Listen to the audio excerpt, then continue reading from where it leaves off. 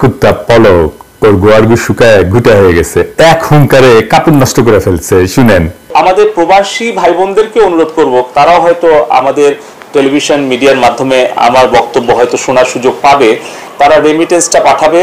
তাদের রেমিটেন্সটা অর্থ পাঠানোর যেন ব্যাংকে কোনো সমস্যা না হয়, তার জন্যই কিন্তু আমরা আমাদের ব্যাংকিং এবং যে কমার্শিয়াল যে এরিয়াগুলো আছে এগুলোকে প্রাধান্য দিচ্ছি। ফলে আমরা দিচ্ছি ধরেন ব্যাংক পাড়া, আমাদের কূটনৈতিক পাড়া, আমাদের বাণিজ্যিক এলাকা এবং মিডিয়া এলাকা। সো এই ধরনের কর্মকাণ্ড কিন্তু পরিকল্পিতভাবে করা হচ্ছে আমাদের প্রবাসী কর্মী ভাই বোনদের বিরুদ্ধে, ষড়যন্ত্র হচ্ছে। শুধু আওয়াজ দিছি তাতে এই অবস্থা, তাহলে শুরু করলে কি হবে বুঝেন? শুরু করে দেন, পলক শেখ মুজিবকে ছাইরা আপনারা আব্বু ডাকবে। এবার আসেন আর্মির প্রসঙ্গ। আপনারা যারা আমার ভিডিও দেখেন তারা দেখছেন যে আমি আর্মি সম্পর্কে একটা খুব সফট অবস্থান নিতাম, ডরে না করলে পিনাকি করো তাহলে ছাড়া আর কাউরে ডরায় না, বরং আর্মি আমারে ডরাইতে পারে। আমি আর্মির প্রতি কেন সফট ছিলাম তার কারণ আমি ব্যাখ্যা করছি আপনাদের মনে আছে কিনা জানি না। এই যে এই ভিডিওতে ওই যে 12 ফিল্ড আর্টিলারির এক সৈনিক মালিক ভাইয়ের গল্প বলছিলাম। এর আগে আমি অনেককে দেখছি যে আমার ঘনিষ্ঠ প্রিয়জনদেরকেও আর্মি নিয়ে আমি কিছু কইলে কিছু লিখলে ফেসবুকে রাগ করতে দেখছি আমার সাথে। বাংলাদেশে তো একসময় আর্মি নিয়ে কিছু কই যেত না, কিছু হইলেই ওই একটা বাক্য ইউজ করতো কিন্তু ওরা, হ্যাঁ, টেকেন টু টাস্ক, মানে কাউরে ধরে পেটাবে আর্মি। হ্যাঁ, মানে কারো কিছু অপছন্দ হইলে সে কয় যে he should be taken to task. যাই হোক, আমাদের আর্মি নিয়ে পুতু পুতু আচরণের জন্য একেবারে গেছে স্পয়েলড হইয়া, বাচ্চারা যখন স্পয়েলড হয়ে যায় এই আর্মি ইনস্টিটিউট হিসেবে স্পয়েলড হয়ে গেছে। 111 করে যে ইন্ডিয়ার হাতে তুলে দেওয়া হয়েছে বাংলাদেশকে, 111 কে করছে? আর্মি তো না। 2018 সালে স্ট্রাইকিং ফোর্সের নামে পাহারা দিয়ে নৈশ ভোট করতে দিছে কে? আর্মি তো। হ্যাঁ, এটা বিবিসি রিপোর্ট দেখায় আপনাদেরকে। হ্যাঁ, ভোটাররা ভোট দিতে গেছে, তাদের ধরে মারপিট করতেছে আওয়ামী গুন্ডারা, তারা ছুটে গেছে সাহায্যের জন্য সেনাবাহিনীর টহল দলের কাছে। তারপরে তারা কি করে চম্পট দেয় দেখেন।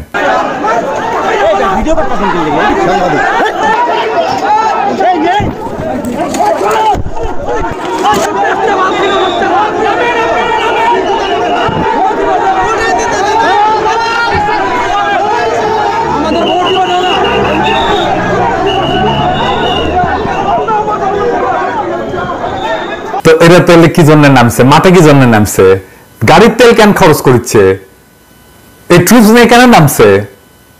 ওই ঘটনা, ওইটা দেখার পরে এই সেনাবাহিনীর উপরে মানুষের রেসপেক্ট, ভালোবাসা সব গেছে, 50% চলে গেছে। আর এখন এইবার বাকিটা গেছে।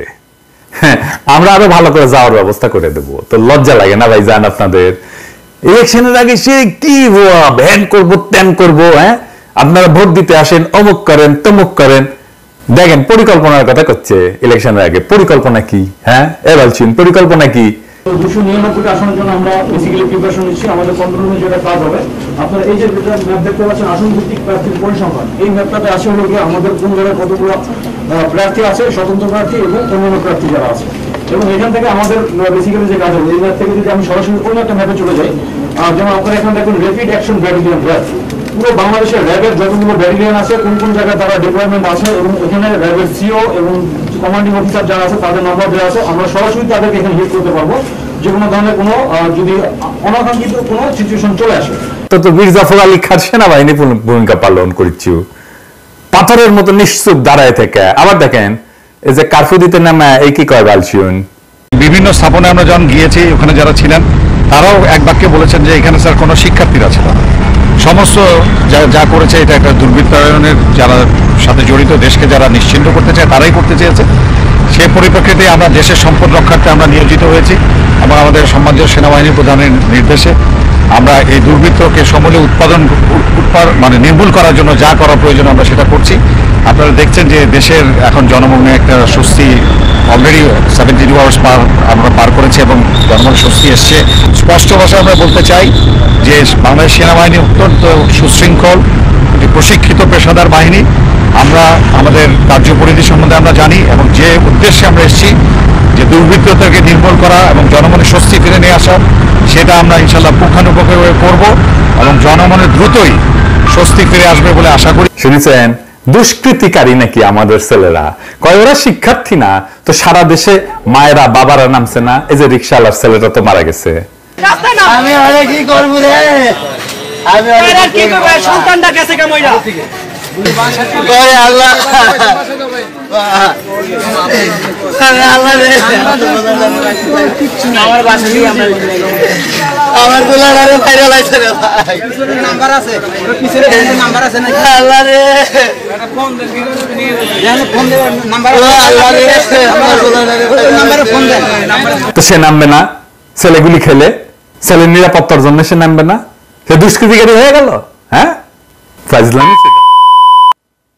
এবার দেখ এই যে ছাত্রলীগ পুলিশের সাথে থেকে রাস্তা রাস্তায় গুন্ডামি করেছে, পুলিশ পাহারা দিচ্ছে, এরা দুষ্কৃতিকারী না? হ্যাঁ, রাস্তা রাস্তায় অস্ত্র হাতে কারফিউর মধ্যে ছাত্রলীগের টহলের ভিডিও আছে, এগুলো দেব আস্তে আস্তে। ফাজলামি করো জনগণের সাথে। হ্যাঁ, বালসুনের বাচ্চা বালসুন। এবার আসেন আর্মির অপরাধ কি এটা দেখি। আর্মি 3টা মারাত্মক অপরাধ করেছে। তারা জাতিসংঘের লোগোযুক্ত হেলিকপ্টার আর আর্মার্ড পার্সোনাল ক্যারিয়ার ইউজ করেছে। এটা সে পাইছে জাতিসংঘের সাথে হওয়া একটা কন্ট্রাক্টের অধীনে, যা শুধুমাত্র জাতিসংঘের ম্যান্ডেট পাওয়া অপারেশনে ব্যবহার করার জন্য। তো এটা কি জাতিসংঘের ম্যান্ডেট পাওয়া অপারেশন ছিল এই কারফিউ, হাসিনার কারফিউ? এটা কি জাতিসংঘের ম্যান্ডেট নিয়ে করা?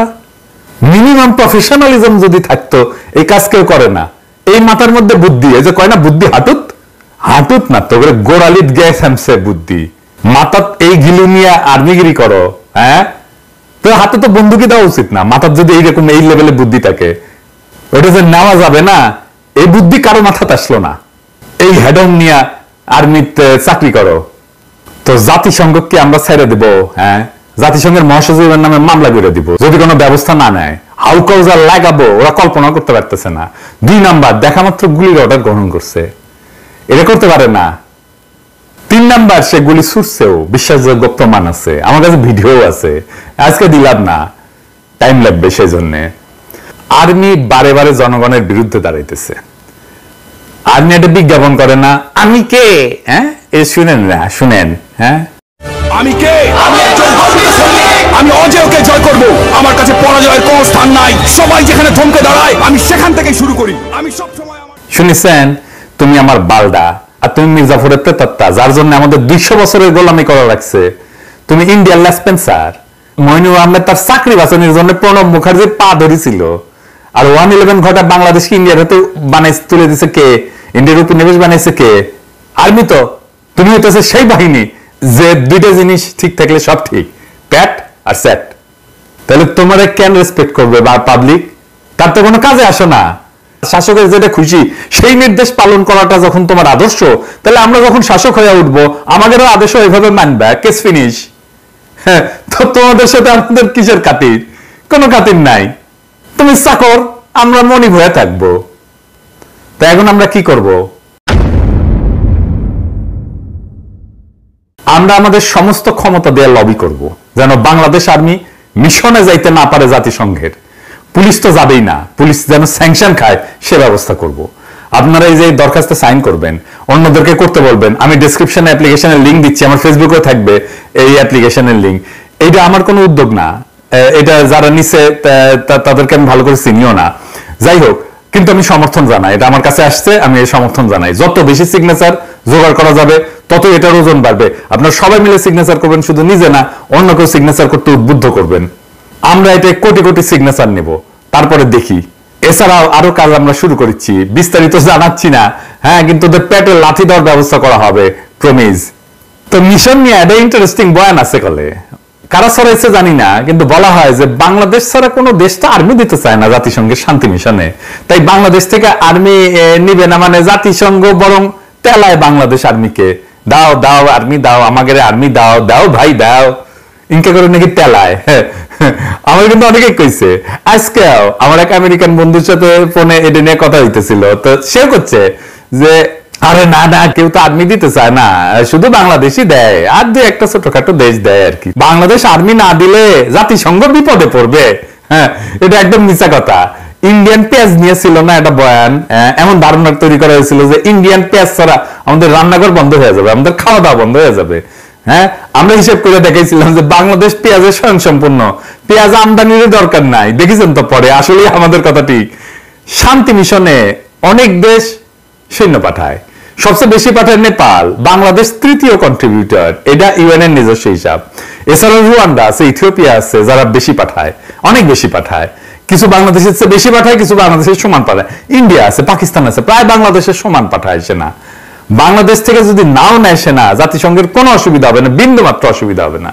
হিউম্যান রাইটস ভায়োলেটার, মানবাধিকার লঙ্ঘনকারী শান্তি মিশনে যাবে না, এটা সোজা চাপ, সে প্লেন অ্যান্ড সিম্পল। দুনিয়াতে আমাদের সাপোর্ট করার মতো রাজনৈতিক দল অনেক আছে, অনেকের সাথে আমাদের যোগাযোগ তৈরি হয়ে গেছে এর মধ্যেই। আগে শুধু তো হিউম্যান রাইটস অর্গানাইজেশন গুলোর সাথে ছিল, এখন মিডিয়ার সাথে সম্পর্ক দাঁড়িয়েছে। তারা জানে বাংলাদেশে কি গণহত্যা হয়েছে, আর এই গণহত্যার রক্ত বাংলাদেশের সেনাবাহিনীর হাতে লাগা আছে। এই ক্যাম্পেইন চলবে সারা দুনিয়ায়। আর এটা কথা কয়ে দিই, প্রিয় সেনাবাহিনী, হ্যাঁ আপনাকে বাংলাদেশ মুক্ত করার জন্য যদি একটা মুক্তি বাহিনী গড়ে ওঠে, ফাইট করে তাদের বীরত্বের সঙ্গে টিকতে পারবেন না। হ্যাঁ, ও কুকিজিনের সাথেই পারেন না, আর এই উদ্দীপ্ত তারুণ্যের সাথে আপনি কেমনে পারবেন?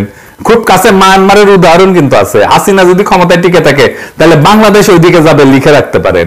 এইবার আসেন একটা ফেসবুক স্ট্যাটাস দিয়ে এপিসোড শেষ করি। আমি জানি না আমি পুরোটা ঠিক মতো পড়তে পারবো কিনা, কারণ এটা এত মুভিং, এত এত ইমোশনাল, এটা আমি যতবার পড়তে গেছি পুরোটা আমি পড়তে পারিনি। তারপরেও আপনাদের সাথে আমি শেয়ার করি। এটা একটা বোন লিখছে তার ভাইকে নিয়ে। আসেন আমরা শুনি। ছবির ছেলেটা আমার ভাই, আমাদের দুই বোনের একমাত্র আদরের ভাই। আমরা ওকে কি পরিমাণ ভালোবাসি এটা হয়তো কখনো আর তাকে বলাই হবে না, সুযোগ করি। যেদিন প্রথম আম্মু তাকে আনে বাসায়, এসেই সে আমাদের দুই বোনের গায়ে সসম্মানে হিসু করে ভালোবাসার জানান দেয়। আমাদের ছোট্ট বাবুটাকে আমরা টুনা ডাকতাম, ভালোবাসার ডাক আর কি। ছোট্ট টুনা বড় হয়ে বড় টুনা হইল, কিন্তু টুনাই রয়ে গেল, আমাদের কাছে সৈকত হতে পারলো না। কি রাগ তার! আমাকে বন্ধুদের সামনে টুনা ডাকবে না তো সেবন্তী আপু। 11 সেপ্টেম্বরে তার 20 বছর হওয়ার কথা ছিল। জন্মদিনের কয়েকদিন আগে থেকেই গান গাওয়া শুরু করত। সেবন্তী আপু, কি কেক বানাবা তুমি? কত হাসি খুশি ছিলাম আমরা, এখন বুকে খালি হাহাকার। কি যেন নাই, নাই তো নাই। আমাদের কলিজাকে গুলি করে মারা হয়েছে। আমার ফুলের মতো ভাইটাকে ঠান্ডা মাথায় টার্গেট করে মাথায় গুলি করা হয়েছে। বাবার কাছে ছেলের লাশের চেয়ে ভারী এই পৃথিবীতে কিছু আছে? বিচার কাকে দেব? আল্লাহর কাছে দিলাম। আমার আল্লাহ কখনো কারোর সাথে অবিচার করতে পারে না। হাসরের ময়দানে বিচার করবে আমার আল্লাহ। আমি জানি না আমরা আর কখনো মন খুলে হাসতে পারবো কিনা, ওর পছন্দের কিছু খাইতে পারবো কিনা, কখনো সত্যিকারের ভালো থাকবো কিনা, কিচ্ছু জানি না। শুধু জানি আমার ছোট্ট ভাইটা নির্দোষ। সে ছোট্ট একটা বাচ্চা ছেলে যে বীরের মতো বন্ধুকে বাঁচাতে গিয়েছিল। কারণ এটাই তার পারিবারিক শিক্ষা যে কাউকে বিপদে দেখলে সাহায্য করতে হয়। কখনো আর ভাইকে দেখতে পারবো না, জড়িয়ে ধরতে পারবো না, গালে কপালে জোর করে চুমো দিতে পারবো না, আর কখনো বলতে পারবো না টুনা কয়েল ধরায় দে, টুনা পানি দে। আমার ভাই শহীদ। শুক্রবার দিন দুপুর 3:37 আমার ভাইয়ের মাথায় গুলি করা হয়েছে। মুসলমানদের জন্য শুক্রবারের মৃত্যু হচ্ছে স্বপ্ন, আর তার উপরে মহররম মাস। জান্নাতে সবুজ পাখি হয়ে ঘুরে বেড়াচ্ছে আমার ছোট্ট বাচ্চাটা। আমরা অপেক্ষায় আছি কবে পাখির সাথে দেখা হবে আবার। বিশেষ দ্রষ্টব্য, সবাইকে জানাতে চাই আমার ভাই শহীদ, ও নিষ্পাপ। সবাইকে জানাতে চাই সে কখনো কারো ক্ষতি করেনি। মোহাম্মদপুর স্কুলের ছাত্র, কি নিষ্পাপ ছেলেটা। মেয়েটা একটা ভিডিও দিয়েছিল কয়েকদিন আগে, লেগেছিল বেরু করতে যাই। ছেলেটার শেষ ভিডিও। এমন হাজারো গল্প আসবে, আমরা জানি। আমাদের সন্তানদের যারা এইভাবে হত্যা করেছে তাদের ক্ষমা নাই, কেউ থাকুক আর না থাকুক।